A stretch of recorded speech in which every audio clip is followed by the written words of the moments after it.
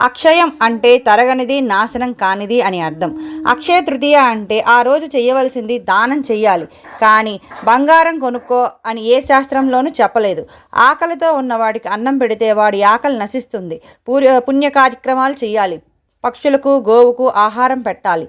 దానితో పాటు దేవతారాధన చేయాలి. దానం చేయడం వలన ఆ పుణ్యం జన్మ జన్మాంతరాలకు మన వెంటే వస్తుంది. ఈ రోజున ఎటువంటి పని చేసినా దాని ఫలితం అక్షయంగానే ఉంటుంది. అసలు ఈ అక్షయ తృతీయ రోజు విశిష్టత ఏంటో చూద్దాం. అక్షయ తృతీయ రోజునే పరశురామ జయంతి అంటారు.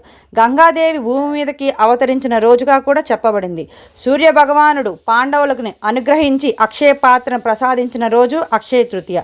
వ్యాస భగవానుడు భారతం రాసే ముందు ఈ అక్షయ తృతీయ రోజునే ప్రారంభించాడు.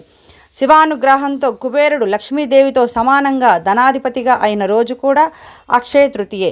ఇలాంటి రోజున దేవతారాధన చేస్తే మన ఇంట్లో